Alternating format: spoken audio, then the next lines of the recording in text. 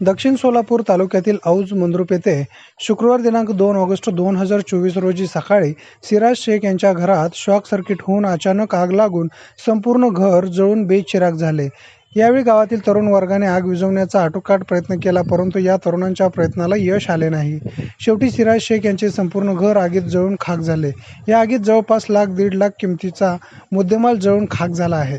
या अचानक लागलेल्या आगीमुळे सिराज शेख कुटुंबियाचा संसार सध्या उघड्यावर पडल्याची माहिती एम.के. फाउंडेशनचे संस्थापक तथा दक्षिण सोलापूर तालुक्याचे काँग्रेसचे युवा नेतृत्व महादेव कोगनोरे यांना मिळताच एम.के. फाउंडेशनचे पदाधिकारी व खुद्द महादेव कोगनोरे यांनी जळीत घटनेची दखल घेत औज येथील जळीतग्रस्त सिराज शेख यांच्या घराला भेट देऊन मदतीचा हात देऊन धीर देत माणुसकी जपली आहे। महादेव कोगनोरे हे नेहमीच जळीतग्रस्तांच्या मदतीला धावून येत असतात। याचीच प्रचिती आज पुन्हा एकदा औजकरांना व सिराज शेख कुटुंबियाला आली।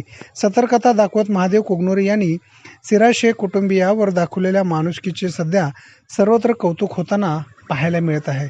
यावेळी बोलताना महादेव कोगनोरे म्हणाले की सध्या शेख कुटुंबियांना दुःखातून सावरण्यासाठी मदतीची व धीर देण्याची नितांत गरज आहे। जळीतग्रस्त कुटुंबियाची हीच गरज ओळखून मी या ठिकाणी आलो आहे।